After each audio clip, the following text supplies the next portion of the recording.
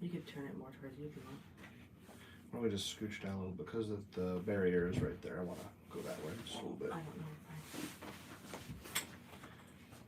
Wish there was a waiting room of sorts on live. First time going live here, so there we go. Cool. Going live on 2 platforms. So let's get this started as well. All right. So, welcome to Benching and Bullshitting. We're going live on YouTube and on Instagram. This is just a sit-down chat, basically. We come on here, we answer questions for people, and we're going to answer most of the questions off of Instagram. If we get good questions from YouTube as well, she will read them for me, and we're just going to talk. We're going to talk about training, how things have been going, meets coming up, things like that, and then answer as many questions as we possibly can. That's my biggest priority here. So we'll just get this thing started like we normally do. If we have any questions, drop them in.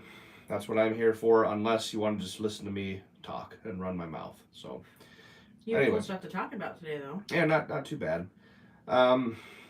Training's been going really well. Today was a very important day because we have a meet in about 5 weeks, and I only have about 4 more training sessions as far as Saturdays go, and so this one was very, very important. So today we handled 1,400 pounds, which I haven't handled that kind of weight in probably 5 or 6 weeks, if not longer. I feel like it's been longer. It might have been longer. You have to count in probably like 5 or 6 workouts, but then we've been traveling so much. Yeah. That you've missed a lot of weekends. Yeah. So it was very important to handle that weight now and get reacquainted with it, so to speak. And that's what we're doing. So we got our first question here is, how much you weigh now? Plans of getting even bigger to press bigger weight. Well, no. First, I am 5'5", or what the military said 65 inches, and I can't get a hell of a lot more bigger than I am now. So, my eyes look puffy as hell. Could be the lighting too. Benching did that to me. Plans to get bigger. If I get bigger, it's going to be through muscle mass, muscle gain. So I've been doing things like training biceps again, forearms, rear delts, all the things I slack on or have been slacking on recently. More leg work? Leg work, stuff like that. So I'm trying to gain weight, but I'm trying to gain healthy weight, trying to gain some some more muscle mass. Yeah. So if I can, cool. If not, so be it. I weigh probably about 320. Yeah. As I sit We don't have a scale. He doesn't keep track of it. So at Baddest Venture, was your last weigh-in, was what, 324? 324. Yeah. A few weeks ago I went 324. So probably 320 right now as I speak to you. Is it more important to overload with max weight or reps? Well, if you do overload, it's more or less going to be probably... So just overload as in overload over your max. It's probably just going to be like a 1 rep thing. Reps, I don't know. Reps are good for developing, what I use reps for is for developing work capacity and developing endurance under heavy load. But you do both. You're not taking light weights for heavy reps. You're taking heavy weights. Yes. For as many reps as you can. So it's very, very difficult. You can do that through limited range of motion. So I do rack lockouts. I'm taking max weights and doing it for sets of 20 to develop muscular endurance under the heavy loads. Hello from Texas. Good to have you here. Any Panda Express? Oh, all the time. Not today. Not today. Today we went to a Chinese buffet. Close enough. So. Yeah, I live for that shit.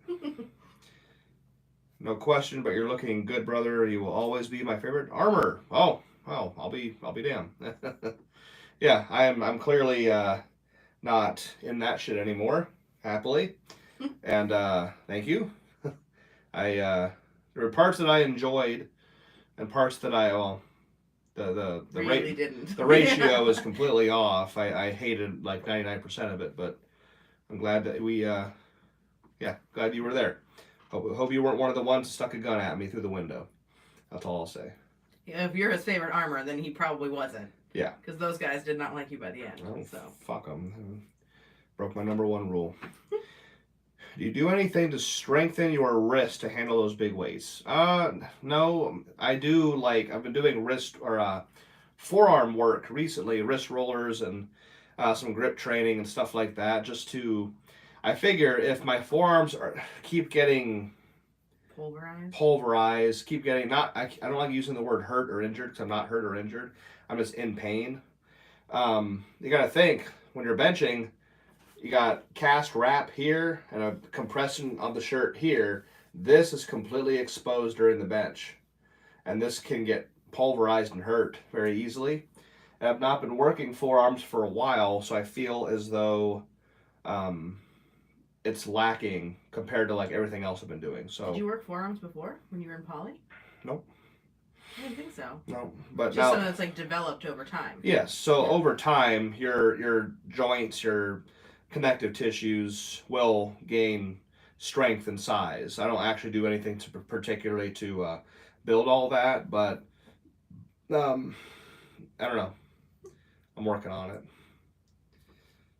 Let's see. I think you're about the same height as me, but like 2 of me wide, Matt says. I don't quite think 2 of you. No. He is wide though. Like we have this backdrop because he has an ESPN interview tomorrow, and so we had to like get this, and it's maxed out.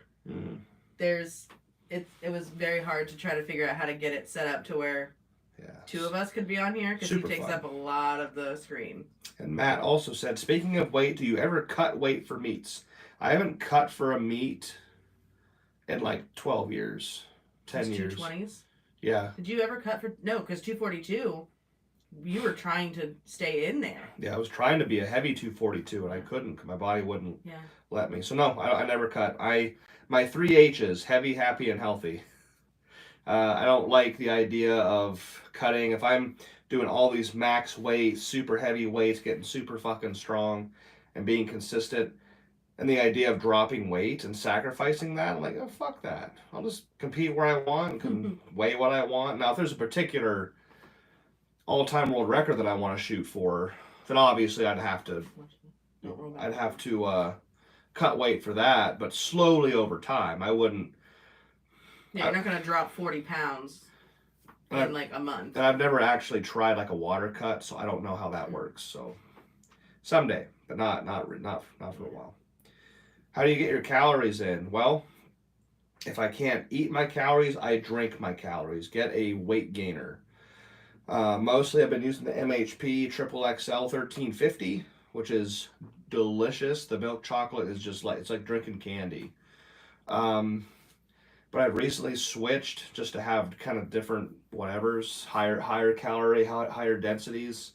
I'm trying the True Mass from BSN, which doesn't taste too bad. The milk chocolate's pretty good. I'm a chocolate. I don't like vanilla and cookies and cream and all that garbage. This new one smells good too. Yeah. It smells really good. The True Mass is good. I've also got one, I don't know, I went to the Manassas Nutrition Corner and they have products there and they had a weight gainer that was a clean, like it was like a clean weight gainer, like leaner than most, and it has like 2 scoops is almost 600 calories.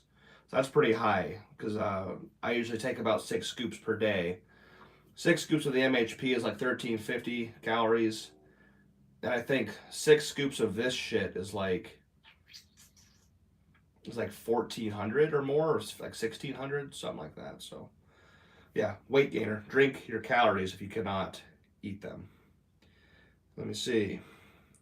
ESPN, where can we see that? That is going to be, damn it, I know where, but when. We don't ESPN. Know. Oh yeah, we know where, yeah. ESPN 2, and that the Baddest Bencher is going to air in August. It's going to have like a half-hour segment in August on ESPN 2. If you want more information, message Tiny Meeker because I just don't we know. just know when his interview is, and that's it. That's more comfortable there. I'm kind of leaning sideways, and don't mind the backdrop. You guys are more tilted. Well, I think you had it over here for YouTube. Yeah, I'm like twisted, so I just want to sit straight on like this. We have 2 different cameras going because we don't really know that much about technology, so we're just winging it. Yeah. We got these little microphones, and they sound terrible, so we did not use those. Nope. Just sat them over to the side. What do we got here? Let's see. Again, I'm on here to answer questions, so please drop them. We have some YouTube stuff too. All right, let's. What do we got on YouTube? Cody Plum is on. He said, Cody, what's up? Your forearms can get hurt. Yeah. Yeah. And then Benjamin Penley just wanted to say thank you again for the seminar and getting me an almost instant bench PR 2 days later. Can't wait to start this next meet prep. Oh, you're welcome. That's great. I'm glad I could bring some value to the table. I don't know everything, but I do know a little bit about bench, and if I can change something or give you a different idea on how to conduct something and you get benefit from it, that's all I could hope for. That's great. Let's see here. Let's see. Sir, you're an absolute legend. Oh, I'm flattered. Thank you. How's your day going? It's normal? Went to the gym? Had a good day? Saturday. Yeah, thank you for asking. Have you ever bruised your elbow bone in a poly? No, I have not, because I make damn sure that the shirt is completely away from all this elbow bone mass right here. The shirt's back here. So I've bruised bones before when I was in the martial arts and stuff, when I worked at Belden Brick. But I've never done that with a bench shirt, so no, I have not. Let's see. Aside from practice in a shirt, do you have any favorite bench variations for building your shirted bench? Yes. And I talked a lot about this at the seminar I went to in North Carolina. And controversial as it may be, I think raw benching is stupid when it comes to building a big shirted bench. Now, there's people that would argue with me on that. That's fine. That's why we're here. But so a lot of the movements that I do, floor press, full range, close grip, board work, dead stop presses, I do all those things, but I use them with the addition of a bench tool, either an F8 Widowmaker, a Titan Supercharged Ram, whatever, all available at AndersonPowerlifting.com. little plug there. Use the code COBESTRONG to save you some money. Right there. Yeah. So yeah, I use those because A, I can handle more weight, and B, I am protected as well. That's the big point too, is that I'm protected. I think I mentioned in my seminar, I said I'm not going to bench 1,400 pounds by doing close grip reps with 3 or 4 plates. You know, it doesn't make any fucking sense. So after a while, at some point, you really got to ask yourself, like, do you want to compete raw, or do you want to compete shirted? Do you want to build a shirted bench, or do you want to build a raw bench? They're two different things. So once I stopped cutting, I cut most, not all, but most of the raw benching out. My bench went up. It's incredible. It's like 100% raw benching, because you still do a lot with like what's up, Tony? the Widowmakers and stuff like that. Yeah. I guess it's not shirted. It's not completely raw. It's just not shirted. Correct. I have shirted and not shirted. It's been that way for a while. Let's see. What are your favorite tricep exercises for bench? That's like your most asked question. Well, that's a good question. I don't know. I used to have a laundry list of just all the tricep moves, all the different bars, all the different angles. But honestly, recently I've been doing a lot of single arm pushdowns.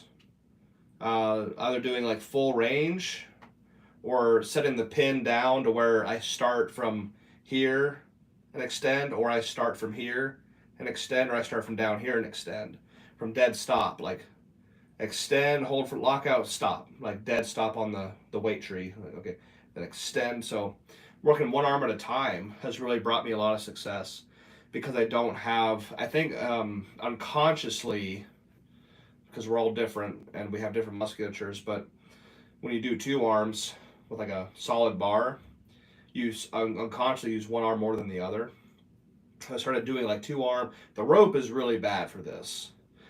But it was a good way for me to expose my own weakness. I was doing rope extensions and feeling my right arm burning, and my left arm was like not at all. Like I'm using my right more than my left, whether I wanted to admit it or not. So I was able to address weaknesses, work one side more than the other. If this one was weaker, I would do 20 extra reps at the end of the workout and just do that over the course of months. And you got hundreds of extra reps on that weaker side to bring it up. So single arm push downs, just classic stuff. Just lat bar push downs. Nothing like secret. Like people, I feel like everyone always wants to know, like, oh, he's got to be doing one thing that nobody knows about, but you're not. Like it's the most simple. It's just there's nothing proprietary about what I do. It's all just a lot. I come on here, I answer questions, I run the Patreon, and I put up all my workouts. I do these seminars like we did in North Carolina. Like it's nothing secret. It's just simple. Occasionally I'll do I don't do barbell extensions at all. You're fixating your joints on a solid bar. That's unnatural. Don't do that. I do dumbbell extensions so I can maintain a neutral, natural joint alignment. There's a couple that we've been meaning to try. We wanted to try the one that we saw that Westside shared. Oh, the cambered bar? With the cambered bar. Joe did those today.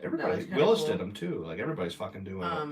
We saw it months ago somewhere else, and we never did it. And then there's another one on the Smith machine that we keep saying like, oh yeah, we're gonna do that, and then 5 hours into the workout, we're like, we've had enough. So, no, reverse grip bench. That's probably like the absolute biggest one. I'll just leave that there. Here's one. What we got? Your head looks like it is a mile away from the bench, at least when you demonstrated. Is it just the thickness of your back that causes this? And or is it even possible to put your head down? I can touch my head on the bench, but I'm physically trying to lift my head off the bench because that's how I was taught. I don't like the whole keeping the head back thing. That's so USAPL. Can you move your head in competition? Well, yeah, a little bit. Because I found today when I was benching, I do the same thing, my head's up, but then as I'm pressing, I'm pressing the weight and my head away. Yeah, that doesn't matter. Okay. The only I was gonna ask you that when I was doing it, then I the only feds that matters is probably the stupid fucking ones like USAPL and USPA. Every other fed doesn't care about your head position. Cool. Let's see what we got here. How to use the lats in the bench. Oh boy, that's a tough one. Just you have to. I don't use them to necessarily bring the bar down or row the bar down. I don't do any of that crap. I use my lats and my back to maintain, we'll just call it my posture, maintain my arch. It takes a lot of strength and endurance to maintain a good arch under extreme loads for a long period of time. I just pinch my shoulder blades and I isometrically contract every muscle, especially the lats and my upper back, and hold that the entire lift. And when I do that, it's actually kind of a guideline for when I tuck at the top. I don't start flared and then tuck in the bottom. As soon as I break my elbows, I tuck a little bit, and then I ride that same tuck all the way down, and I can use my lats as kind of like a guideline for where I should have my elbows. So that's just kind of what I do. Just make sure you're fully isometrically contracting the entire bench. Your back should be cramping after you bench if you're doing it correctly. Do you think those bands being on the bench today is what fucked you up? Yes. Because did you feel like it impeded how you could pinch? No, that I didn't. No, not because of that, but because it didn't prevent me from sliding. Oh, you still slid, yeah. So that I'll get into that here in this next one. How did the 1405 feel recently? Well, I felt like shit, so I had to hand it out to me twice. So I got 1405 the first time. And I had one of my friends just hold onto the bar just a little bit too long. So the bar started to tilt. And normally, 1,000, 12, arguably. Yeah, shit happens. It happens almost every day. I can correct it and wait for him to let go, and I can bring it back. And then commit to it. But this time with 1,400 plus 1,405, that happened. I was just it took so much. And then your foot slipped out. And then my foot was slipping. Off center, yeah. So I was like, okay, rack it. I can't correct this. This is too much weight. So rack it. I explained what was going on. And again, that's a good, having a good crew. That was 1,400 pounds over your face, and it went wrong. Yes. And not once did I feel like you were in danger at all. No. Our guys just were right there. Yeah. And then they're very attentive, and they know what the fuck they're doing. So we said, okay, we got to change that. You all got to let go at the same time. They know this. It's just been kind of a ongoing thing for about a day or last couple of Saturdays. So we corrected it, took it out a second time, and now it felt like 5,000 pounds. Yeah. There was no rest in between. You sat for 5 minutes maybe. Oh, I don't even know if it was that long. Not even 5 minutes. No, we took your shirt down, took your wraps off. You just got your breath. I don't even think you stood up off the bench. Nope, I just sat there. And then until ready, it was time to put your shirt back on, put it back on. Yeah, so, just a couple minutes. So what happened? I took it out a second time, and it felt like 5,000 fucking pounds, and I didn't have any sticky spray. I'm gonna talk about sticky spray for a quick second. I always use sticky spray. I only used it up until the last about 3 years. The rest of my career was just chalk on the back, chalk on the back. Mm-hmm. And no amount of chalk is gonna really. It's going to increase the friction a little bit between you and the bench, but when you use sticky spray, you stick to the pad, and no matter what you do, you're not going to move. And that is one of the things. It's kept you safe. It's kept me safe, and I'd add it to my list of about 5 things that's changed my career for the better. And well, I didn't have any today. My can ran dry. I was like, fuck. Yeah, both of them. Like everyone was out. 2 cans. Time, so we're like, shit. So now what? So I kind of went without it for a while. Even with just 1,000 pounds, one of my warm-up sets, when I was coming down to the board, I started arched, and then I could feel myself flattening out. I was like, God damn it, fucking shit.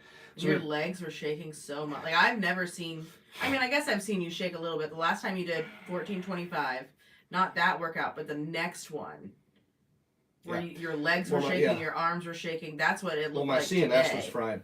I also squatted for the first time on Thursday in like 3 weeks. Oh yeah, so your legs were probably tired. My legs, it was belt squat, but it was still a squat. Yeah. So my legs were kind of sore. So I took 1400 out. We put 2 bands where you run the bands lengthwise on the bench to add friction. I was like, well, I have no choice. I got to do something. So we did that. And then as soon as I took the weight out, now you can't, it's not something you can visually see. I can only feel it happening. Again, where I was arched, and as soon as I started bringing the weight down, I started flattening out. I was like, I lost my prime position. But I was like, I'm gonna commit to it. Fuck it, I'm not gonna be able to take this again today. Came down to the half board, touched, and it was a grinder of it was a motherfucking grinder. I don't think any of us thought you were actually gonna get it, and then you just because you stopped, you were like, you came up, and you stopped, and I thought Joe was gonna tell everyone to take it, and then you just push through it. It was so what a bench. So that happened. That pissed me off. but I still did it to a half board while losing my position. Mm-hmm. So if I keep my position with sticky spray, I think we're in business. So. Yeah, to be able to do it, not beautifully, but do it under shitty conditions. Yeah, just helps. If you go to a meet and it's not perfect conditions. Yeah. You already know, hey, I'm strong enough to do this. Yep. Not in great position. Exactly. Good confidence booster. Yeah. It was a confidence booster for me too. Yeah. As your anxiety-riddled wife when it comes to these things. Keith Stitch is on here. What's up, buddy? Do you see yourself going back to poly anytime soon? Yes. The competition that I bench 1,400 pounds, that's when I will switch back to poly. So whether it happens real soon or sometime this year. My goal for 2022 is to bench 1,400. So after I bench 1,400, I'm going to switch back to poly benching, yes. And then another poly question is, and will 1,200 or 1,300 multiply ever happen? Well, I think both are possible, but actually I want to take a step backwards, and I'm going to say that one of my all-time goals is to bench 1,200 in single ply. And that's also on your board for this year. I don't know if you'll do it this year. Not this year, like because we're already halfway through the year. The transition time, then we're moving, and it's not going to. It's on the board. Not going to happen this year, but it's going to happen. I want to go from my 1120. I want to bump that up to 1,200 pounds. I think that's possible. That's probably about. And I'm just speculating. I'm just trying to be honest, but I think that's going to be about the top end on what a single ply piece of equipment can bring you. I think. So 1,200 pounds. We'll see. Because you say that. You're like, oh, I'm going to bench 12 in a poly, or I'm going to bench 12 in a rubber shirt, and that's it. And then you do 12, and then 13 10 minutes later. Mm-hmm. And then 4 months ago, you were like, 14's the heaviest I'm ever going to go. And then today, you're like, well, 15. And then after that, we'll see what happens. Like, you just keep raising it up. You just keep saying, well, now I think this. So you say 12 now. But who fucking knows? Bud? I've made it public that I think a 1,500-pound bench is possible with time. I think it is. 3/4 of a ton, I think, is possible with time and consistency. Whether it's me or anybody else, I still think it's possible. Let's see. Oh, Marlon's on here. All right, what's going on? Awesome, 1,400 pound. Well, it was a 1,400-pound half board bench. It was not a. No, I get what you're saying. I wasn't expecting you to go to a half board. I was gonna call a half board, and then I was like, no, he's kind of tired. You didn't even want to go up to 14 today. You wanted to do reps with 1250 or whatever. Yeah. And I was like, so I'm not going to push my luck because you finally agreed to 14. So I was like, do it to whatever board you want. I had. And then when you said half, I was like, no, half was in my head since the entire week leading up to today. Got you. Were you gonna do reps to a half board? No. No. Okay. Wait. If I didn't go to 14, if I did yes. Not reps with 14. It'd have been like one board, half board, like doubles, like Got double. You. Got you. That was the plan. Here's one here too. How many times a week should you use a bench shirt? 1 day a week. I think if you want to be proficient, you want to learn the equipment, you want to get good at it, you have to practice. The same thing was told to me. If you want to get good at juggling, you have to do it every day. And I'm not saying benching your shirt every day, but you have to be consistent. I never learned how to juggle, but you have to be. Did you practice juggling? I tried. You did the tissue thing, right? I remember you doing that. Yeah. I respect that because the coordination is just, even though it's such a simple thing, but like that's impressive to me. Side note. Speaking of juggling, have you seen the kid who juggled 3 Rubik's Cubes and solved them all while juggling them? Yes, I saw that. It's wild. That gives me hope in humanity. It's so cool. It does. Things like that do. Other things, not so much. Like, if you want to stay happy, like, don't read the comments on that video. But the video itself was really cool. Seriously? Yeah, people are mean. But it's okay. Anyway, 1 day a week. At least 1 day a week. Do you have any tips on maintaining consistent tightness during multiple rep sets? It's feeling difficult to keep every rep the same. Well, tips on maintaining consistent tightness during multiple reps. I also want to know the answer to this because I hit like 4 or 5, and this shoulder like wants to come out. Muscular endurance. As dumb as that sounds, there's differences. You have absolute strength. You have grinding capability, work capacity, and muscular endurance under heavy load. Those are the 4 things I work on when it comes to training the bench.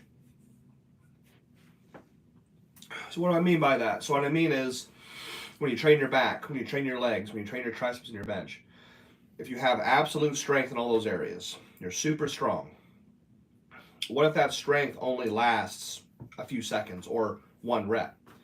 Then it doesn't mean much. Now it means something for the 1 rep max, but if you're doing like reps, on the platform that matters. Yeah, but if you need muscular endurance under these heavy loads. So when you train your back, when you train your legs, don't just train the heavy shit. Train like a bodybuilder. Train sets of 15 to 20, 25 to 20, 25.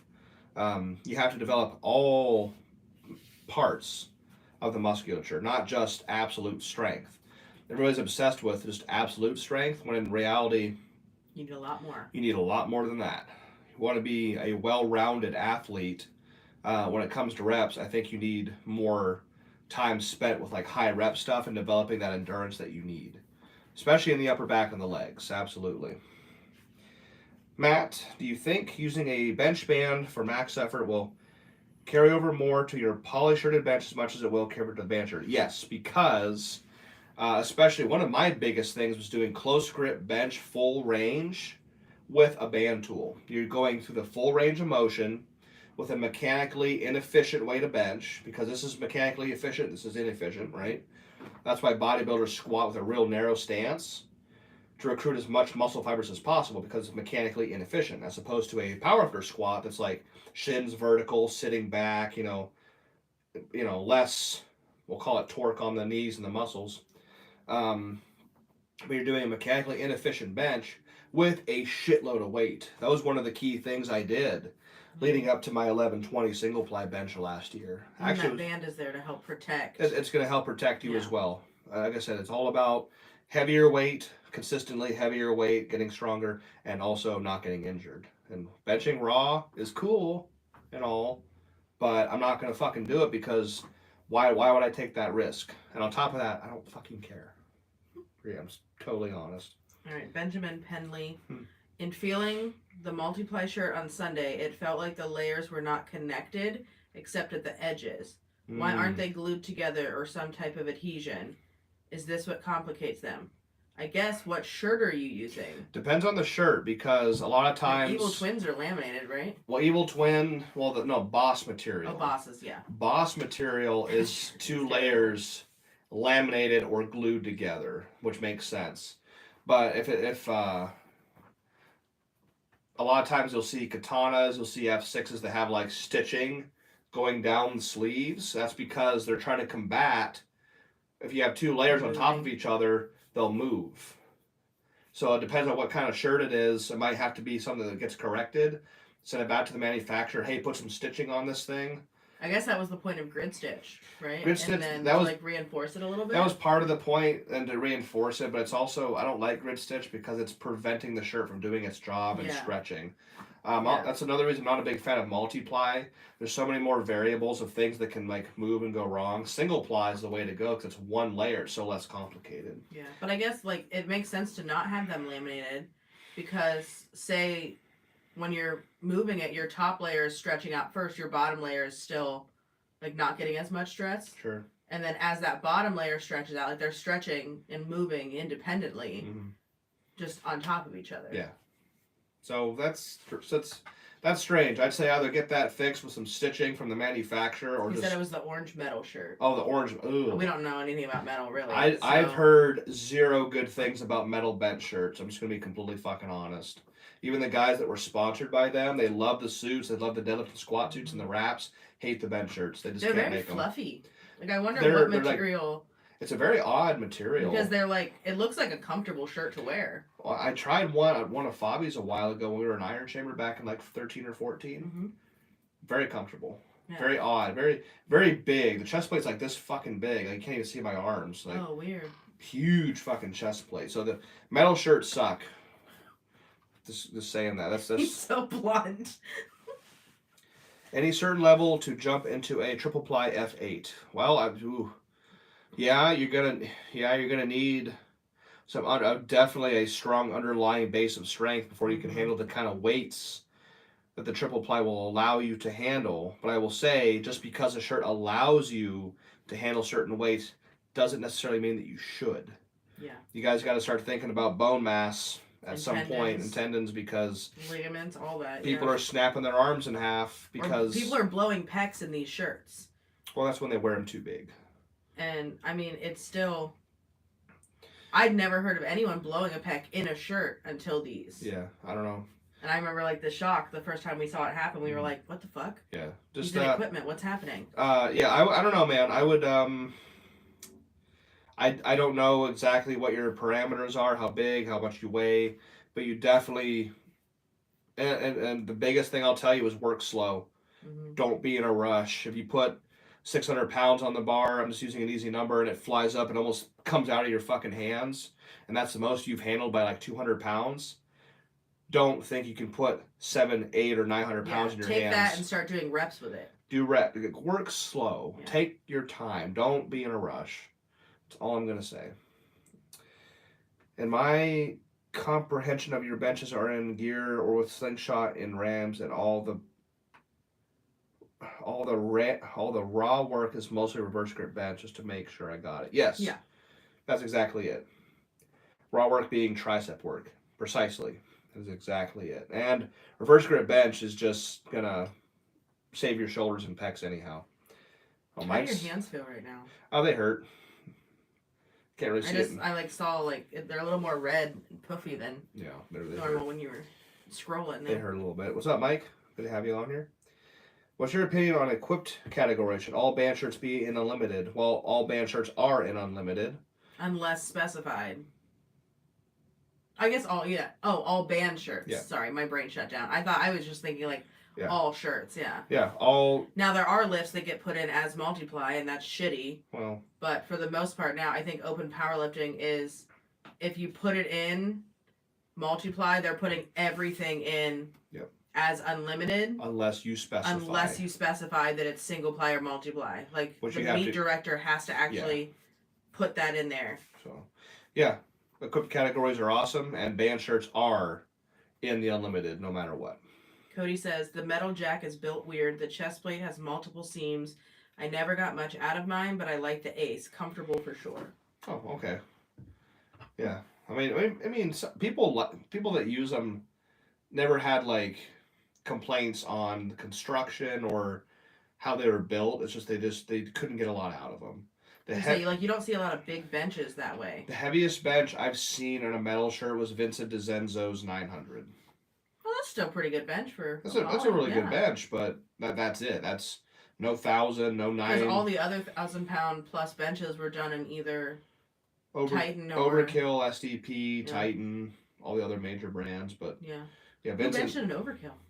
Mendy. Really? Mm-hmm. I assumed it was an Inzer. His 1031 was a Overkill. Huh.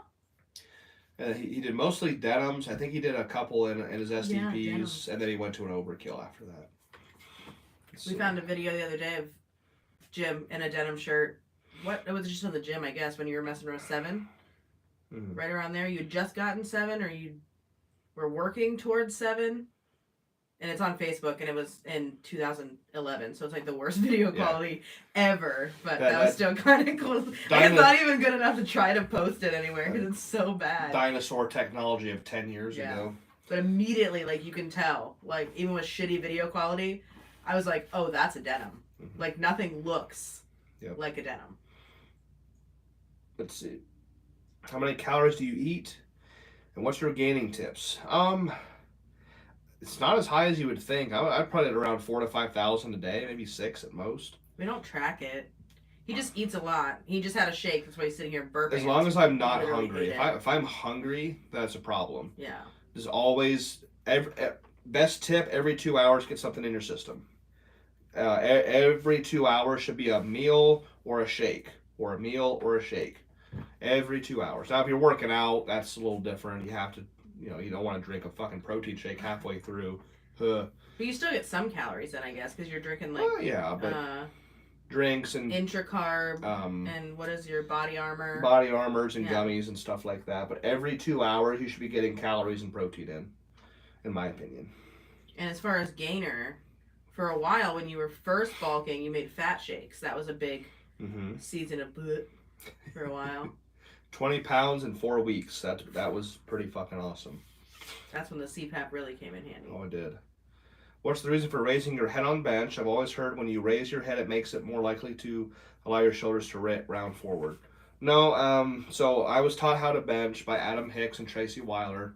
And the idea was you lift your head up and you push your belly up, try to compress your body. Think about mentally compressing your body this way to push it up towards the bar. So head up, belly up to try to like compress towards the bar. You also like to watch the bar come down. Yeah, I like to see what I'm doing, even though at a certain, I arch so damn hard. No matter how hard I try to pick up my head, my line of sight eventually ends, and the last about inch or half inch of movement is out of my line of sight, and I can't see the bar anymore. I have to rely purely on the guy behind me telling me I'm really, really close, and just know I have to keep it in position and just let it go. Yeah.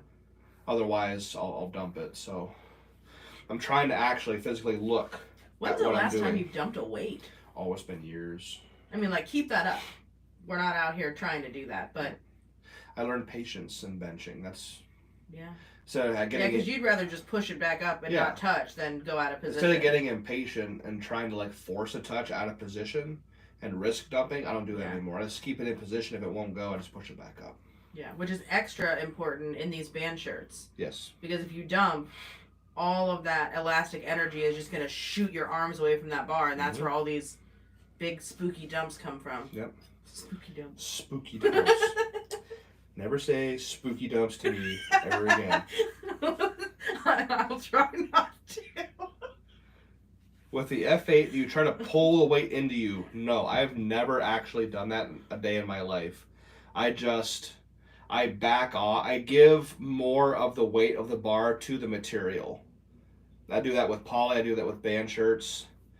If you and the shirt are resisting against, you resist against the weight like raw bench, you can't do that in a shirt. If you and the shirt are resisting against the weight, it's never going to touch. You have to let the shirt do its job and open and stretch over your body. So you have to give the full weight of the bar to the material, and then you and the shirt can bring it back up. You have to trust your equipment. Yeah, I've never rode a bar down in my entire life. Can you explain the way you hold the bar for reverse grip and how you lower and press the bar might be different to normal bench? Thanks. So repeat that. What's the first part? Can you explain the way you hold the bar? Also, that's sharp. Be careful. That's a glass cutter. Oh. It's with my disco ball. Oh, this part. Yeah. Oh. This part's fine, but that part cuts glass. Okay, what? Can you explain the way you hold the bar for reverse grip and how you lower and press the bar might be different to a normal bench? First part, how I hold it. You got, this is my barbell for today. You got pronated. Is this easier to see? Yeah. Do you think? It's our screen printing spatula, because... You got pronated, right? Normal grip, pronated. You got the true Anthony Clark reverse grip, which I can't even fucking do, which is this. So when I hold the bar, I hold it between these two fingers, like make a peace sign, and the bar sits right there between those two fingers, and I grasp it like that. And they can see your, like, his palm. Yeah. It, like, goes around the bar, and he's built this disgusting callus. Right there. It sits in that little trench right there. And that's where your hands hurt, right? Yeah, mostly. It's all that pressure. Now, in that little crap. Right on that bone. It's not horizontal in the palm anymore. You know, widespread like that. It's actually vertical. And that puts a lot of pressure on that bone. But that's how I hold it. As far as lowering the bar, you're probably going to touch low on the belly. So I don't want to come up here like this. I want to come down here like this. Low on the belly. Is it the same touch point when you're pronated? I always touch low. Even when I was pronated, I always brought the bar low. You're going to push in a straight line, just like that. Then you're going to stay tucked the entire movement. You can't physically flare when you do reverse grip. You're stuck here. So that's the main difference. How long has it been since you've missed a lift because of strength wasn't there? I've never seen that happen in a single video I've ever seen you post. Is this because you try to leave something in the tank? No, when's the last time I missed a weight because of strength? I did. I missed at the WPO bench bash for cash in Florida in Boca Raton. You're 1185? 1185. My second and third attempt, 1185. I didn't have the strength to lock those out. Yeah. So I do. I miss lifts. I'm human. That's the thing that we've talked about a lot, like just between us, is nobody knows how many times you miss something. They only know when you get it. Yep. Like, does anyone actually know how many times you've missed 1,000 pounds in training? They researched. Yeah. But they only know that you've done it. Yeah. I'm not a fan of leaving anything in the tank. I think if you leave stuff in the tank, you're limiting yourself. After some of these lifts, I'm on the floor for like 15 minutes. You did good today. You recovered pretty quick. Well, it's because the fan helped. The fan helped. And you're in a rubber shirt. I'm not in a poly. Yeah. That helps. No, if you leave stuff in the tank too often, you're setting yourself up to not be as great as you could be. I go full bore, full send every fucking workout. No question.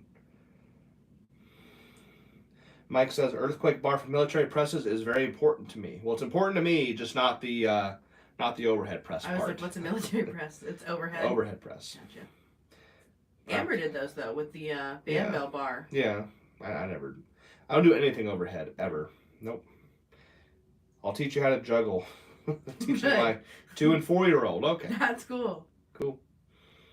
It's always been a thing I've wanted to do. You were pretty good with the tissues there for a hot minute. Keith said I disagree with the leg part. Okay. I guess you can. I respect it. I respect that. I respect that a lot. Let's see what we got here. Doing close grip and a super ram, is this useful? Yes, it is. That's exactly what I was talking about earlier when I do full range bench stuff with close grip. That was one of the things that helped me bench 1,120 pounds in single ply, was doing full range reps with really heavy fucking weight while being protected by the piece. Best single ply shirt for 52 kilogram women with extreme. I don't speak kilo. What is that?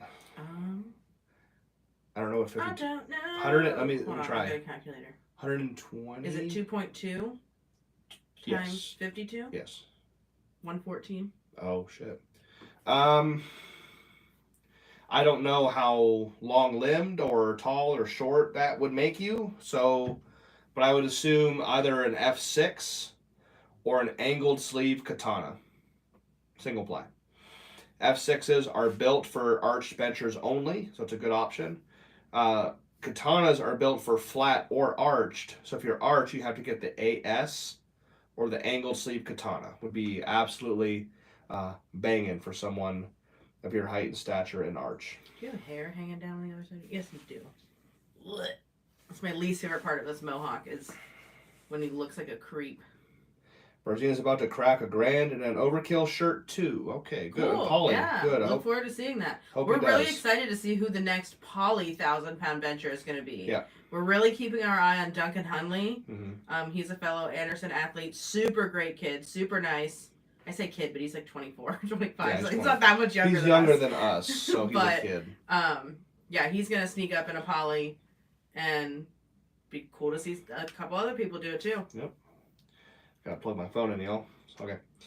This looks so weird on Instagram because It's fine. It is what it is. They already know. Do you wear your F8 shirt as tight or small as you do single ply? No, I don't. I have. You do wear it smaller than it's like recommended, I guess. My 2-ply F8 is actually pretty goddamn small.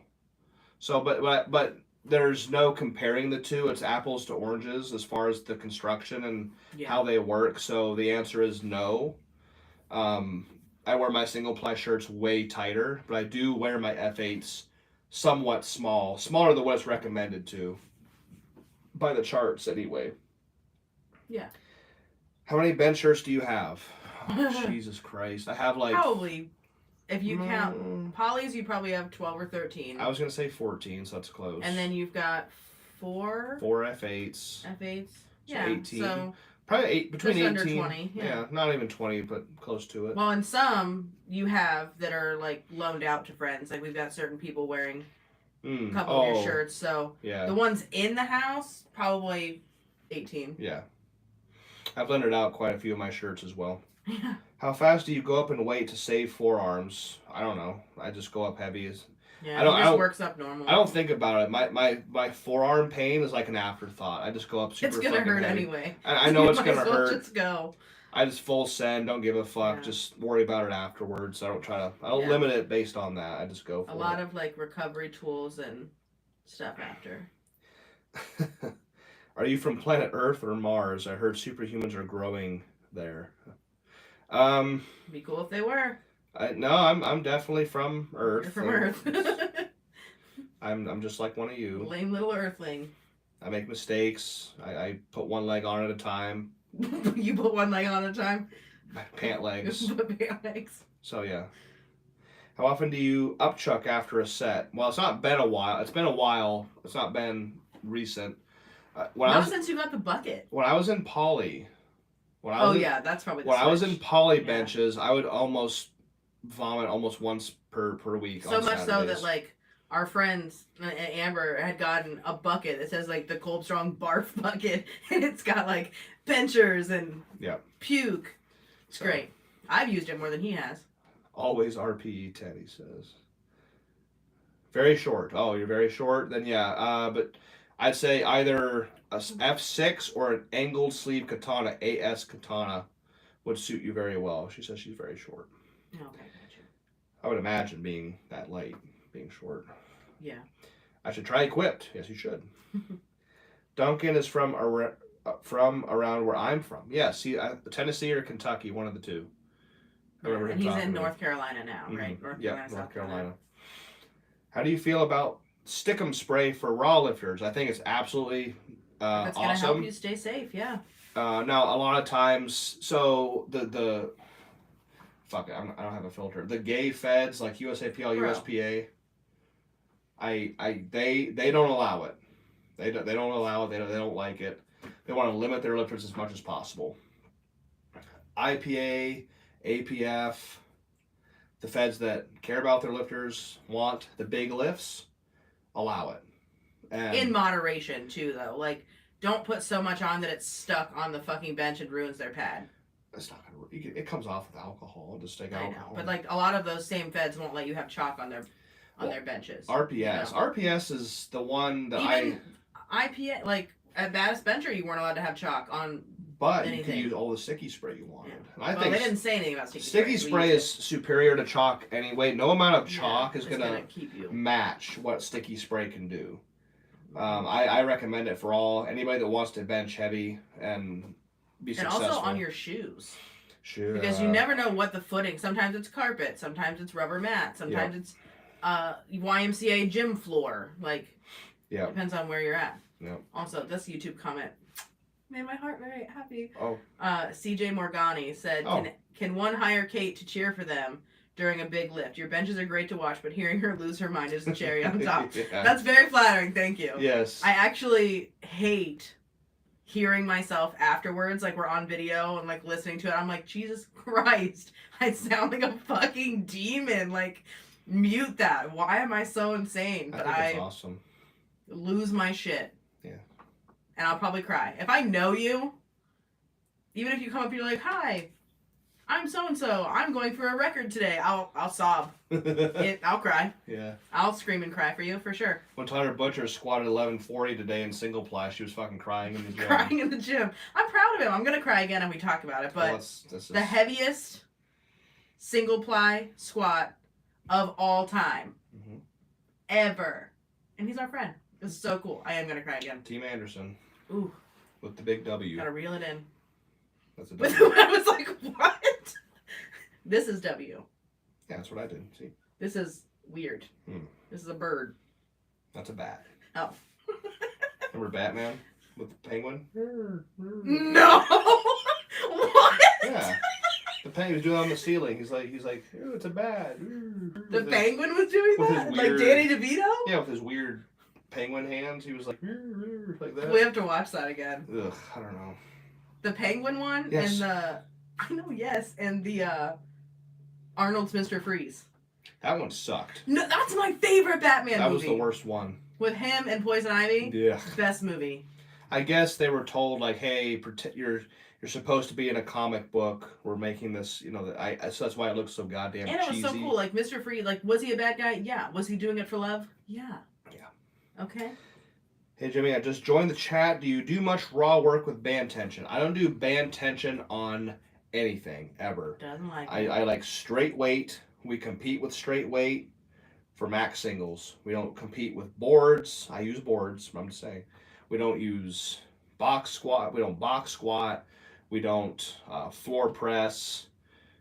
We don't do reverse bands and we don't use chains. We use straight weight. Get proficient, get strong, get good with straight weight. And also with bands, like you talked about before, they put you out of your groove. And that tends to fuck it up. They'll pull. You're talking about reverse bands? Or no, you're just talking about bands, like regular bands, right? With band tension. They pull straight down instead of letting you have that natural. We don't necessarily bench in a straight line. We have a little bit of movement, and a band is going to want to pull you down in one straight direction. Yeah. I hate bands. If I was going to use anything, I would use chains sometimes. Very rarely. I will never use bands on a bench ever again. I think the thing that I like about chains is that they gather so differently, so it's like you have to steady. That's partly the point. And that helps, especially when there for a solid year, before we had a good crew, every meet we went to, it was different people handing out, and you were constantly having to steady. Mm-hmm. And that alone was half the lift. It was so hard. Yeah. And so chains help train that, so it's not a mind fuck when you. Yeah, but no, bands suck. I don't care what Westside says. Bands suck. What's the best sticky spray band? We use the Marucci, Maruci. It sounds Italian. Marucci. I think that's how you pronounce it. Yeah, it's like baseball spray. It comes in a black can, red lettering, baseball bat spray, Marucci. Stickum blows. Do not use Stickum. Use a whole fucking can just to get a little bit of stick on you. Yeah. That sounds like that's good. I think Stickum baseball stuff too? No. Or was that designed for powerlifting? It's designed for lifting. And I got it at Dunham's. There was a Dunham's in Ohio. I was like, oh my God, so everybody uses stick 'em. I got it. So disappointed. First time I got baseball bat spray, super fucking awesome. It is hard to find the Marucci and stuff right now because it's baseball season. So, like, everyone has them. Yeah, how dare they use their spray for their own sport. For what Those it's motherfuckers. For.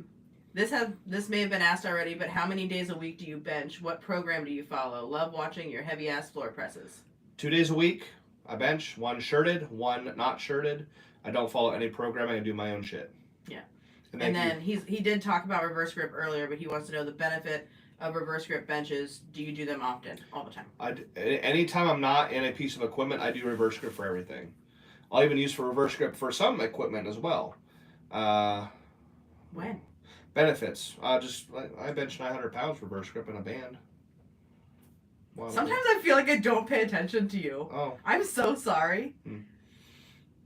I completely. I'm gonna have to go back and watch the Patreon stuff. I did a 900 pound reverse grip bench in a Widowmaker. Recently? A couple months ago. Huh. Good job, bud. I wanted to have, unofficially or officially, I wanted to have the heaviest reverse grip bench ever because everybody keeps bringing up Anthony Clark. Yeah. What was Anthony Clark's? Well, he controversially did 8, but I think it got turned down later. Did it really? Mm-hmm. Like after the meet? I think it got overturned. I credit Ryan Kennelly for being the first 800 pound bench. Because Anthony Clark arguably did it, but I think it got turned down. What federation? I don't remember what was big, but APF probably. Benefits, it's all triceps. There's little stress on the pecs and shoulders. You are externally rotated. This is internal. This is bad. This is external. This is good. You're externally rotated the entire lift. You can't flare when you reverse grip. You're tucked the whole time. It's all triceps. That's the biggest benefit to it.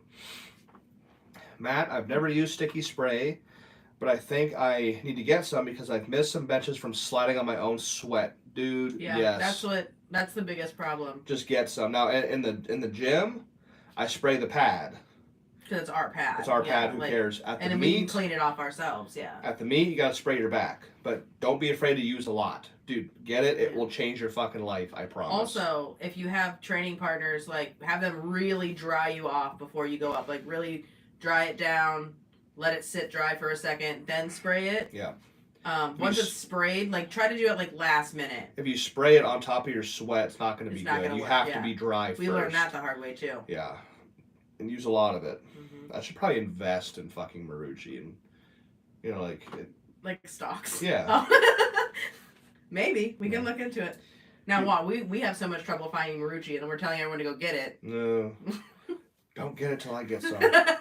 We have some on the way, actually. It's fine. Do you think it's valuable as a single-ply lifter to use a multi-ply or limited shirt for overload work? Yes. Now, will I say unlimited shirt to benefit your single-ply? No.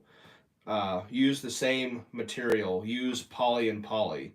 Don't use poly and band shirt because they're so fucking different. Yeah. The only benefit you'll get from the band shirt, in my opinion, is going to be the extreme overloading effect and increased bone density with time. Yeah, and your CNS, like... Yeah. I used to train with, I'd have like 3 or 4 different katanas. I had my competition single ply that I would use to make sure I could touch a weight. I would throw it in the closet. Then I would train with my double and triple ply katanas because I'm not wearing out my competition shirt, but the katanas, no matter if it's double, single, triple, grid stitch, open back, close back, all have the same groove. Different feel because a triple ply shirt feels different than a single ply shirt, but the groove is exactly the same. So I could continue to build my bench, handle heavy weights all the time, but not wear out my single ply competition shirt. So yes, in that sense, absolute benefit. Weston Woods, what's up? How long would you wait to train again after a meet? After a meet, I'm back in the gym 2 days later. Yeah. So I'm not going to, I think you should wait. I'm not going to tell you to do something that I don't do because I do what I do for me. And I compete on a Saturday or Sunday. Then by Tuesday, I'm back in the gym. And Mondays are a normal day off. Like, we just follow the same schedule. Always take Mondays off. That's normal. But Tuesday, I'm back in the gym lifting weights. So, yeah. Might be lighter. It might be a little different, but still there. Yeah. Matt says, without using accommodating resistance or reverse bands, is there any way you would overload the bench without just using boards. I mean, you could do static holds, I guess. If you don't want to use boards and overload, then you could do like 10-second holds at the top. So take like 2 to 250 pounds over your max, which is what I do, or used to do now, and take it out and hold it at the top and just breathe and have somebody count down from 10. That's one way. Or you could just take a really heavy weight that you've never handled before and just take it for a ride and see what happens. But I recommend putting boards in there to have something to aim for. But static holds are something I used for a really long time back when I was like a teenager and early 20s. Even like leading up to your 1,000 pounds, like, but at that point when you're getting so heavy, like if you're going to put it in your hands, you might as well move it. Yeah, that's what I always said. I always felt like a fucking pussy. I'm like, I'm not just going to hold this shit. I'm going to take it down to a 2 board. I would have them put a 2 board in there. And then I was like, if I felt confident enough, I'm like, fuck it. I want to be, a pussy. Take it down to the 2 board. Not just like hold it. That's just me. So, yeah. Complicated answer for a simple question. It's fine. It's a simple answer. So if you only use straight weight, how do you program for your raw day? What do you do on your raw bench day? What would a typical raw day look like? Well, I do very little raw work anymore. And also, I just think it's fair to tell everyone, he doesn't program. This man doesn't even know what the fuck he's going to do in the gym until we're on the way to the gym. He just makes this shit up every fucking day. Yep. Like, it'll be the night before, and I'm like, what's the plan tomorrow? And he's like, still thinking. All right. So there's no program. It's just... Nope. I just go in insane. and I don't call it raw. I've taken that fucking wiring harness out, threw it away. I took this new one and plugged it in. So you're a machine. I have mentally, visually, I have a shirted day and a not shirted day. I do not have a raw day anymore. I do raw work sometimes, but mostly I'm doing work with an assisted piece, a Widowmaker, a supercharged ram, floor press, board work, dead stop press. But even such, I still don't have a fucking plan until I get to the gym.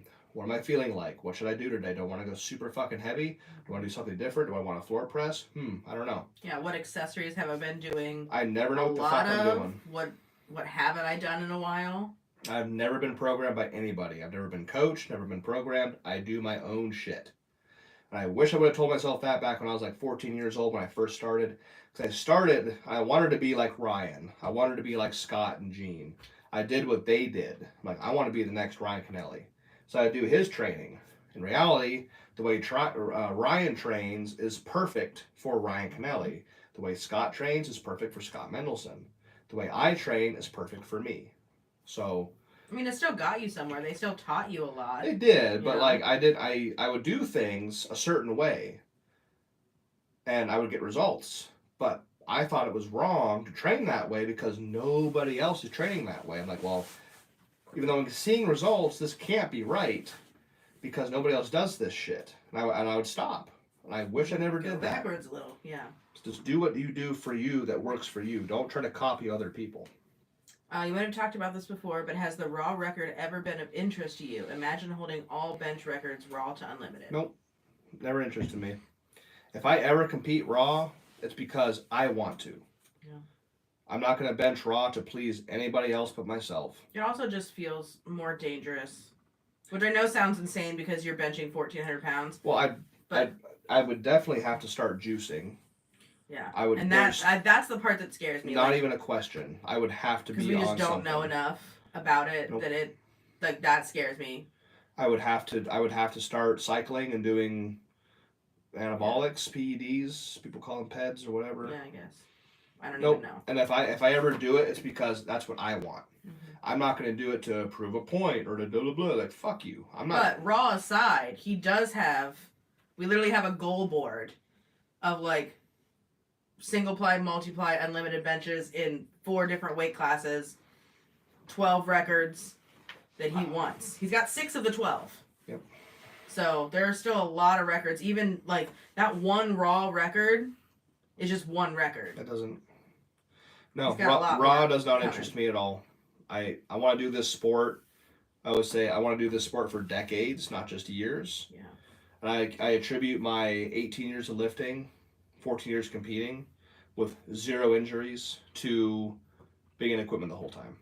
Lifting raw is cool. I don't want to do it. Mm-hmm. Simple as that. Reverse grip, where do you set your hands in reference to the rings? The rings actually sit right here in the palm. So most of your hand is outside the ring sits right here. As in, when you cover the maximum grip width is when you cover the ring with this finger, and the majority of your hand's outside the rings. So in hindsight, I think majority of the hand outside the ring sits right here in the palm, right there. As long as the ring is covered by Yes. part of your hand is how it is explained for like APF and stuff. So. Oh, you're looking for variety, Matt? Cool. Okay. How often would you replace your competition single ply shirt? Well, the last one I used for 10 months. I did this at my seminar, or the last time I went live. 10 months. With 10 months, which includes training plus 4 competitions.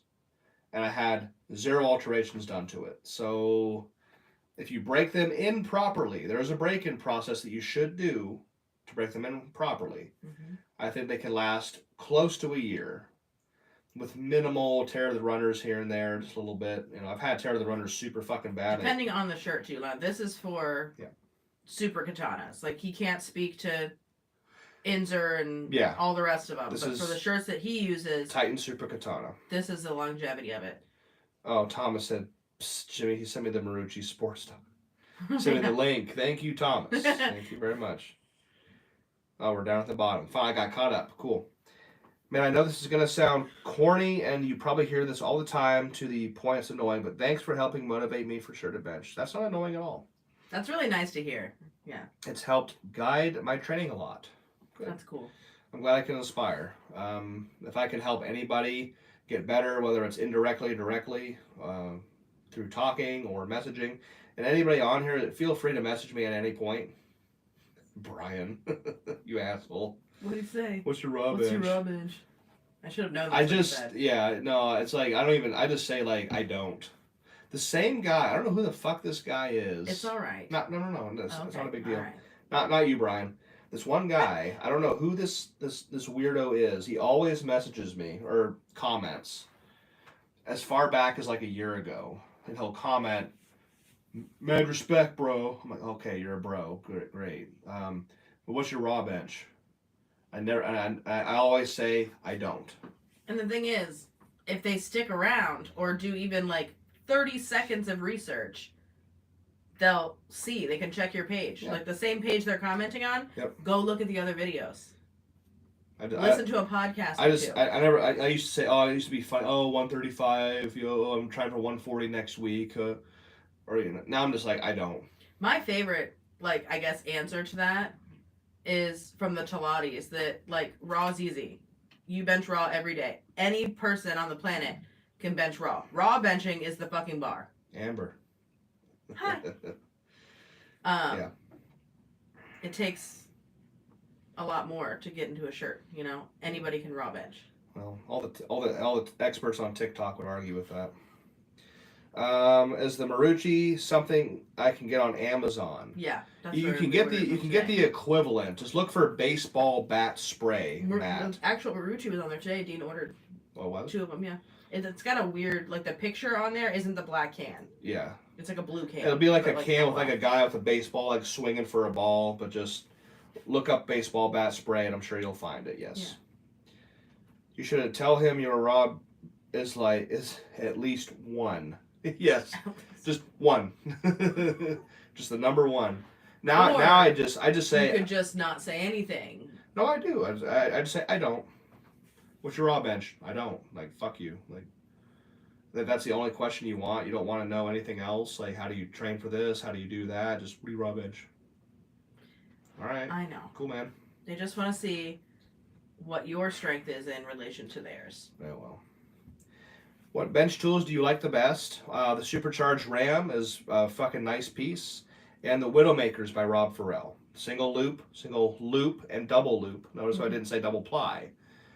People get it twisted. They think that the loop tools are single ply, double ply. In reality, if you look at a double loop Widowmaker, hold it up, look at the chest.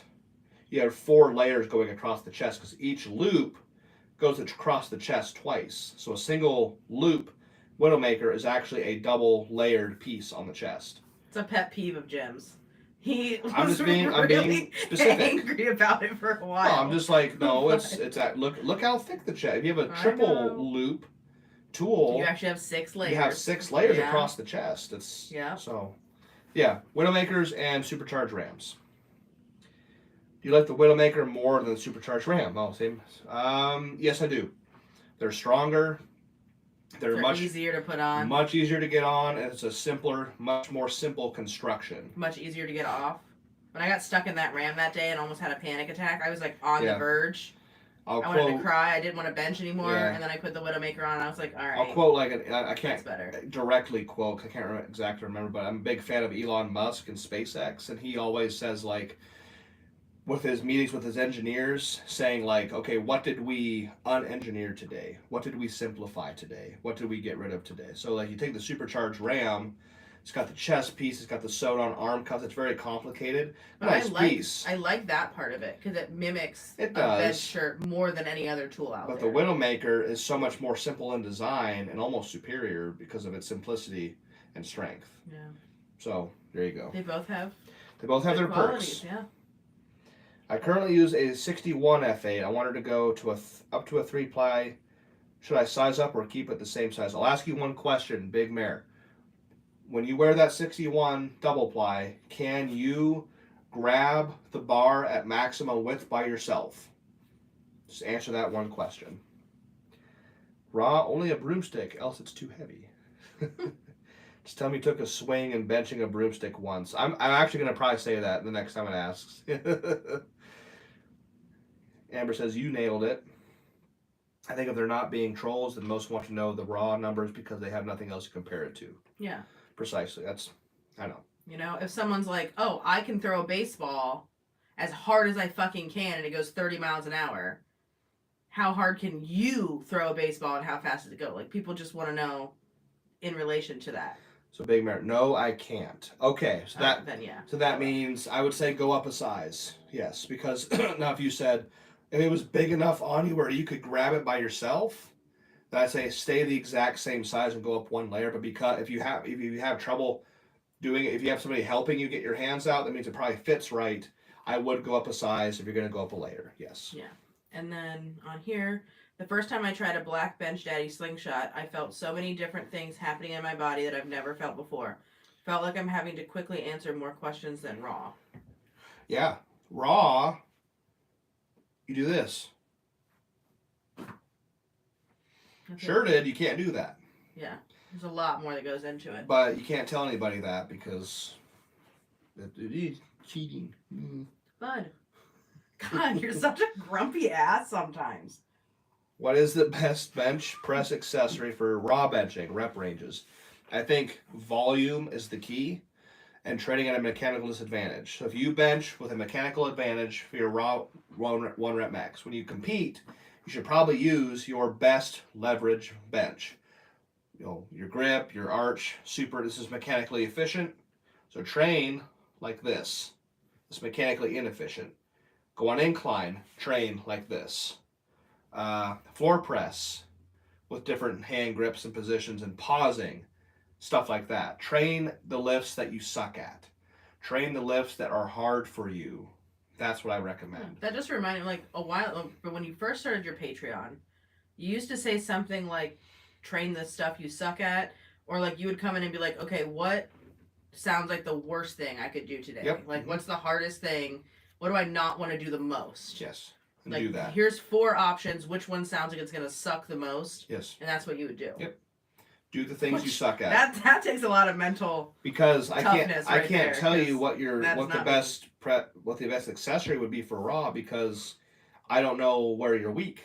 You know what your weakness is. If you know that you can flat bench, easy numbers. I never want to undermine somebody, but if you can flat bench 405, competition style 405, but you can't handle 225 on the floor with a close grip, pausing with like a 2-second tempo, then you obviously have a really large weakness in that area. You should probably do that.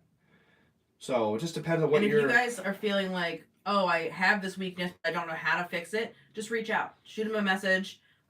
Or you can email him at, what is it? The Kolbstrong? The Kolbstrong. TheKolbstrong@gmail. I should know. I run it. Sorry, my brain. Just send him a message, shoot us an email, and he can be like, okay, are you doing this, this, and this? Just through like conversation to help you fix those weak points by giving you shit that sucks, that's hard. And I answer my DMs. I'll probably answer you with a voice message. So just message me on Instagram too if you need something. Yeah. Do you own or use in the past any slingshot, ram, etc. that needs to be worked in like a 1-ply, or they all put shake and bake bench? I'm not sure what you mean. Every slinger tool, slingshot, bench daddy, widowmaker, rams. Metal has the catapult. It's just a fucking knockoff slingshot. They're all made of wrap material. Same concept. Slightly different designs, different materials, different colors, different labels, but they're all made of wraps. And they all store energy by elasticity. So no, I've never had, that's why band shirts can't compare to poly at all. That's why they're in a completely separate division. That was what pissed us off initially was, oh yeah, that's multiply. Like, oh, fucking ain't, dude. You can't beat multiply records with something that's completely fucking different. Yeah. When they finally got separated, that's when you said, okay. That's where, okay, now this is good. This is a completely different thing. We've recognized it as being different. Cool. Mm-hmm. But no, that's one of the fun things with these new tools, these bench tools, supercharged rams, widowmakers, band shirts. You don't really have to break them in. You put it on, you can just start fucking using it. It will be stiffer initially, but once it breaks in over time, you're good to go. So no, I've never had one of these things that needs to be worked in like a 1-ply. It's completely different. Would you use your reverse grip with a bench shirt in competition if it was allowed? I bet it is allowed. It is allowed. Yeah. You just never fucking see it. I said a year ago, I said that at some point in my career, I will do a competitive bench with reverse grip. It's just not popular. It's just not, you never fucking see it. And I'm like, how heavy can you actually, you're not going to be able to hold 1,400 pounds right there. No. There's no way. I would want to competitively bench a grand with reverse grip. Ooh, buddy. I've held 900 pounds with my technique, and that hurt. But I didn't do anything. But it's like anything else, I guess. You got to work up to it. Yeah. So yes, it is allowed. It's just not popular. And like, I guess if it just hurts for that one lift, of all people, you should be able to suck it up and push through it because your brain like switches off to you just push through everything. Yeah. Which I'm proud of. That's a good thing. Would you recommend rep work in the 3 to 5 boards? If it's raw, yes. Also depends on how long your arms are. Yeah. A 5 board wouldn't do shit for you. A 4 board barely does anything for me. A 5 board, I would take the weight out. It would just be on the board automatically. I wouldn't have any range of motion. I have to scrape it across the board. Yeah. Depending on how if it's raw, yes. Any from 2 board up is pretty much worthless for shirt work. Occasional 2 board work is okay, but for shirts, I think 1 boards and half boards. 2 board, 3, 4, 5 should all be done raw. That's my opinion. You okay? Yes. You got hiccups? Yes. Yeah. When we're using the F6 for that little section, what alterations were done to it, if any at all? How many sessions did you do in that? Not that many. Like 5 or 6. That many? KLA collar from Anderson Powerlifting.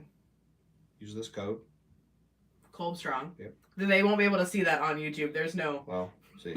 It's just Kolbstrong. Kolbstrong. My phone's down here. Yeah. So KLA collar. I had the shoulder seams reinforced. That's very important.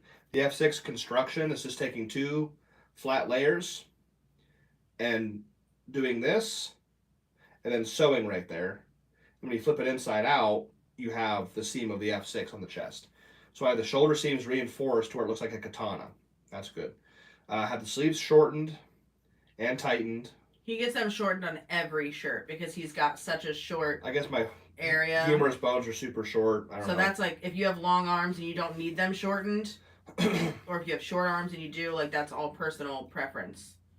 I had an extra 6 inches added to the bottom length of the shirt, so it wasn't a crop top on me. And The chest plate was downsized slightly, I think. Mm-hmm. Let's see. When I saw your 1035 at York, you inspired me to start getting into equipment. I'm glad. That's so cool. I'm very glad. That was one of my favorite meets ever. That was your first grand, right? 1035? Yes, 1035. Yeah. March of 2020. You're going to bench 1300 and multiply, Brian says. I want to bench 1200 and single ply first. I would be impressed if you can do. You couldn't even get 11 or 12 to work in a multiply before. It's all you ever did was never touch and get pissed off. It's so cumbersome. I like the reliability of single ply. Now here's one thing I might do. This is kind of cool. I have a katana that used to be a double ply, but is now a single ply chest shirt with double ply sleeves. So still multiply. Still multiply because the sleeves are double layered. That's not single ply anymore. But that's gonna. I did that because I got a double ply katana from Kevin, and I couldn't get it to work. It was just too fucking much. I said, "Fuck this, Kevin. Can you please take a layer out of the chest, leave the sleeves double ply, and add diamond grid stitch to the sleeves to add extra tricep support?" So I got best of both worlds. So you feel like the sleeves really make that big of a difference? With tricep support, yes. I mean, you're a tricep dominant bencher, so that makes sense. Well, that's why the F6 kind of sucked for me because it's so thin. Mm-hmm. I could pop anything off the chest, but there was nothing to support the triceps at the top. Because when you hear people talk about shirts, I don't know why this just clicked for me. Everyone's always talking about benching off the chest plate and benching off the collar, but you're able to make the sleeves work. If the sleeves are tight, it can make the rest of the shirt work. Huh. The sleeves are like the wheels on the NASCAR race car. Yeah. So I have the double ply sleeves for tricep support, but the single ply chest for the reliability and the spring that I can get from single ply. So best of both worlds. So that might be the multi-ply shirt that I use. But I want to bench 1,200 pound single ply before I do anything else. Let's take it one record at a time, bud. Mm-hmm. Yeah, I know. Yeah. How do I? This gets overwhelming. How do I program the raw bench press for peaking program for comp? I'm not the person to ask. I've never peaked. I've never cycled. I've never periodized. I don't do any of that stuff. I'm really a really bad person to ask that question specifically. How do I program the raw bench press for a peaking program? I don't know. I've never done it. Who would know is Amber. Amber would know. Amber Hansen or Amber Alice on Instagram. Great person to go to for advice. I don't do that. I just lift heavy weights all the fucking time because I enjoy it. And my simple philosophy is if you're training to bench super heavy weights on the platform, you should probably train with super heavy weights in the gym. I don't like the idea of peaking. I don't like any of that crap. I just like to lift heavy weights. So ask somebody else who's more intelligent with that specific thing. Mm-hmm. Lemon Lime Kool-Aid is asking, is Kate doing a meet soon? I'll do the mock meet in August with our gym. Our gym has a mock meet she'll do. And then Pro-Am in April. Mm-hmm. Yep. That's the plan. That's the plan. We'll see. If I can start being a little more consistent, because we're traveling and running businesses and... Fuck. Unlike my husband, the gym is first. And he always gets it in to 100% capacity. I, on the other hand, will be like, hey, I have 56 orders I have to get out. And emails and all this stuff, so I'm just not going to go to the gym today. And then one day turns into 2, and then it's been 2 weeks. So we're working on that. But the plan is to conquer that and then move on and do a meet. Thomas said 901 squat, 1,500 bench, and 600 pound deadlift is 3,001 total. That is nice. But you're getting a poly total. I want a poly total first, yes. Yeah. Unlimited total after, sure. But that 3,000 is going to be all poly. Do you have any intentions of doing a meet in Hawaii, like maybe a WABDL meet? I love the WABDL Federation. I always have. I grew up with it. Hawaii?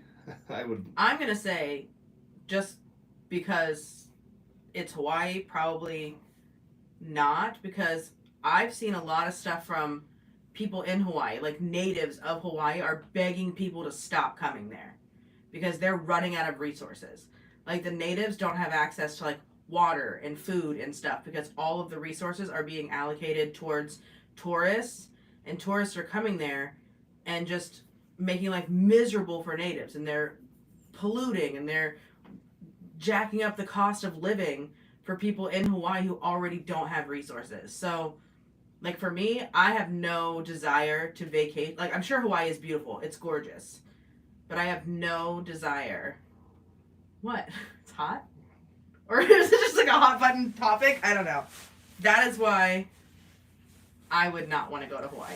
Because I don't want to tread on the natives who are literally begging people to stop.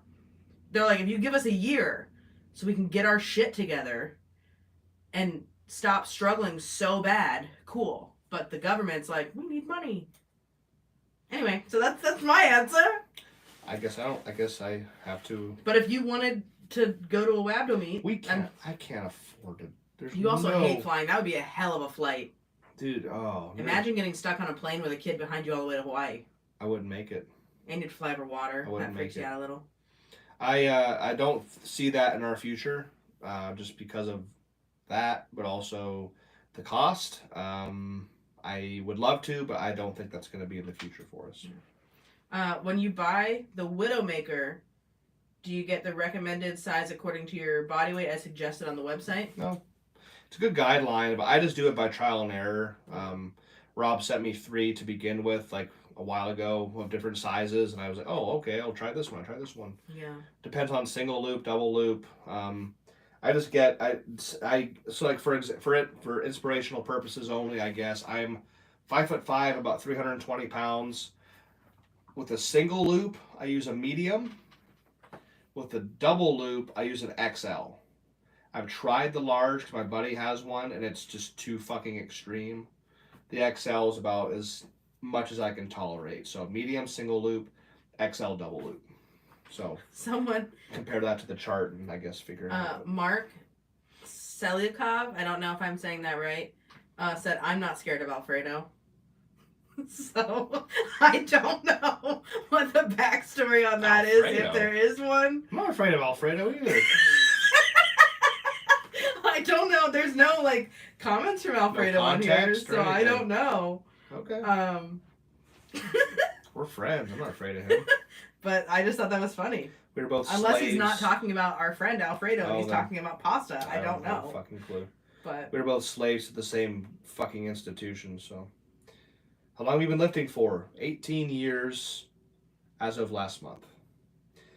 Do you think you'll ever do seminars outside the USA? Because Equipped is much more in play in the USA, especially 2-ply up. So cool thing is that Emma and Calais, how do you pronounce her last name? Uleto James. Uleto James, those two, Calais and Emma, want to fly us out to the UK to do a seminar out there next year sometime. So we will let you know. That's going to be like a big one, probably like a couple weeks of going to a lot of different places. 2 to 3 weeks of travel. We would host like multiple seminars. Yeah.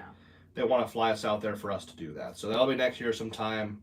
Don't have a time Potentially, like it's still in the very early planning stages. There you go. That's it. So yeah. Do we have anything? I want to try to wrap it up soon, but look what we got on YouTube. Your advice about hitting numbers in the gym and knowing you can handle certain weights helped me tremendously rather than peaking. Good. And then morning, afternoon, or evening training. Evening. For muscle building, this is going back to like bodybuilding and stuff, but muscle building, it's good to train in the morning because of the balance. Something about the way your hormones are compared in the morning compared to at night. So if you want to train for size, train in the morning. Training for strength is better done at night. Really? Mm-hmm. I just like doing it in the morning because I make less excuses. Yeah. I just get there and do it. So yeah. And then Cody said you should come up to Spokane and hand off for my comeback meet when you guys are over here. We actually don't know if we're coming out anymore. It's just a lot of money and tons of money to fly out there. And we're moving and we've got July is packed. We've got seminar 4th of July cookout, meat. It's, yeah, so it's just a lot. We're taking on a bit more than we thought we were this year. Too much. Yeah. We need that money. But eventually we will. Like, yeah, we'll come out there at some point once things mellow out for us a bit. What else we got here? We're getting close to the end. That's it. Zachary Donald, who talked about the WAPDO, just said that's pretty cool. Cool. So. What's your political views? I don't do that kind of crap. We are not talking about politics on here. Nope. Sorry. I don't talk about politics ever. Have you ever thought of joining the World's Strongest Men Comps by Giants Live? No, I'm not a strongman. I'm a power lifter. More specifically, I'm a bench-only guy. And he's not built for it. Nope. Too short. But you know who is? Bobby Thompson. Bobby Thompson. If you guys don't follow Bobby Thompson, you probably should. We're a friend with Bobby Thompson, so so he's our favorite. Yeah, we're big. We're completely biased. Yeah. Do you see Julius miss 804 thoughts? I saw him miss it. Thoughts? I don't know. He just wasn't strong enough today, I guess. He'll get that lockout, bud. He'll come back next time and hopefully do it. I don't have anything else to really say about it. I hope he does it. Well, if the world hasn't been nuked or gone to utter shit, probably, I might just make it. I know you like carbs, so I'll bring you some famous Dutch syrup waffles. Holy shit. That's going to be fun, too. Like, eating all sorts of different foods over there. Yeah. That's awesome. Cool. So, yeah. They'll be. I'm sure Callie and Emma will have all the the information of like, hey, we're gonna be in this spot, we're gonna be in this spot, we're gonna be in this spot, whatever. So, hopefully we see a lot of familiar faces or familiar names anyway when we come over there. That'd be so cool. That would be cool. Fun fighting. And then David, he did answer this one earlier. Do you have an opinion on classes for equipped unlimited for all band shirts? All band shirts right now are unlimited. Yeah. No matter if it's a single ply, double ply, triple, 4, 5, 7. I've seen that too. Though it's all unlimited no matter what. Yeah. And a lot of polys are getting put in unlimited. You know. Yeah. That's okay, David. Yeah. Thanks for the question though. If you're just jumping on, like. Yep. If you go back and listen, he gives like a way deeper answer like after this is over, but that's the general answer for right now. Yep. And then, would you do a meet in the UK? If there was a meet over there, I don't know. Probably, yeah. Would that be considered like world's strongest or like UK's strongest bench then, or not? Because you're not. No, because I'm not a citizen of that. Okay. So, like Calais and Emma are citizens. Like he's from Finland, she's from the UK. So like they are like Europe's strongest couple. Yes. And then individually they're Europe's strongest benchers. Yes. Yeah. Yep. I've always lifted for 10 years, but recently tried squatting, bench deadlift at 5 rep sets. I tend to get injured with 5 rep sets, though. Can you build as much strength with high rep sets? Thank you. No, unfortunately, the rep ranges for strength are optimal at 5 and below. If you're training higher than 5 sets of 8 and 10. You're going to develop some strength, but you're more or less building muscle at that point. Optimally, you want to train at 5 and below. If you're getting injured, maybe something else is going on. I would try to assess what the problem is and train at 5 and below if you want to gain strength. You're going to have to. You have to train the doubles. You got to train the triples. You got to do the 5x5s, the singles. Not me side-eyeing you as you're going to do 6s and 8s today. You did 2s too? I mean, I did that too. It's a whole friggin' wave, but... Volume is good, but to build strength in the long run, you have to do your low I mean, reps. It's working because my upper body is, like, fucked. So, there's that. And then, do you have a favorite federation? IPA. I love WABDL. I love RPS. I love... APF. I'm okay with the APF. That's probably it. That's probably your list. Yeah, I've done almost every federation out there. USPA can get fucked. USPF I was like, we don't have to go through the ones you don't like. They was pretty public. USPF was a strange federation for me. I did USPF a little bit. Is that still around? Yeah, it's almost on it. It's like West Virginia and XBC treated you pretty well. XBC was all right. Yeah, XBC. There's only are they only in Ohio? I don't know. I don't know. But USPF was kind of funny because I went to a meet. And I was my first official 550 bench was at a USPF meet, and I was benching single ply. They had 2 divisions. They had raw, whatever. Single ply, double ply. The rules for single ply was you had a start command and a rack command. There was no press call. What? Yep. You still had to pause. So they wouldn't get. You had to have like a training partner give you a press call. So they'd say start, and then rack. That's so weird. You still had to pause, but the judge would not say press. Huh. You had to pause on your own accord, convincingly, and then press. Did you see like lifts get failed because they were like you didn't pause long enough? Not in my experience, because I didn't do it often enough. That's wild. And then double ply, it was just press and rack. There was no start command. It was called Division 1, Division 2. So Division 1 was single ply, Division 2 was double. Who made that federation? I don't fucking know. It's been around since the 80s. Weird. So that was kind of weird. And then also one thing was they were saying how you had to touch your chest, but you could, if you wanted, you could touch your belly and then drag it to your chest. What the shit? And then press from there. That's totally legal. You can touch your belly, then bring it to your chest from there. I was like, no what? thank you. That's weird as hell. So that was one of the first things I did with it's Adam like making Hicks. me scratch my head. Like, me and Adam Hicks did that meet out at the Plainfield, that little community center, where they had those torpedoes. That were. That's not. I wasn't there. No, you were not there for that. Yeah. There was a meet out there, but it was USPF. Then when you were there, it was an APF meet. Yeah. I did my total. Yeah. Same location, different fed. Got you. That John Elick was there. He dumped 600 pounds on his face. At the SPF? USPF. Mm-hmm. Probably because he had a boot. Who does that? That's USPF. And weird. Yeah. Anyway. Anyhow, let's see. Last question, then we'll end it. What made you want to move to Ohio? Because weather is diarrhea in the winter. You are absolutely fucking correct. We've totaled plenty of cars in the Ohio winters. Friends, connections, mostly. That's where we're from. We're from there, but mostly cost of living. Yeah. We do not, there's not a cell in my body that wants to leave unleashed. Yeah.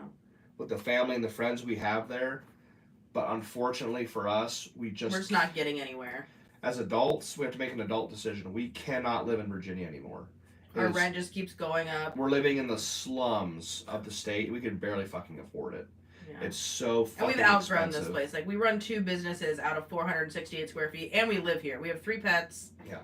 Like, now, we're like where we're sitting, it doesn't look like anything. Like, this is our closet with all of our clothes behind us. Yeah. Over here is all our screen printing stuff. Like, in front of us, it's a fucking mess. Stuff. There's just so much stuff. Because we've outgrown it. You could say, oh, well, why don't you just move closer to the gym? We drive 45 minutes to get to the gym back and forth. 45 minutes there, 40 minutes back. Well, yeah, but then if we did that, our rent would increase by $500. Yeah, I mean, minimum. Automatically. Anywhere else we live in this state, our rent's going to be $500 more. Like, we're paying over $900 for 400 square feet. Yeah. If we go anywhere else, it's going to be 15, 13, 14. 15, something like that. Yeah. So no, we just cannot afford it anymore. So we can go to Ohio and spend $650 a month. Yeah. On more space. 800 square feet. Yeah.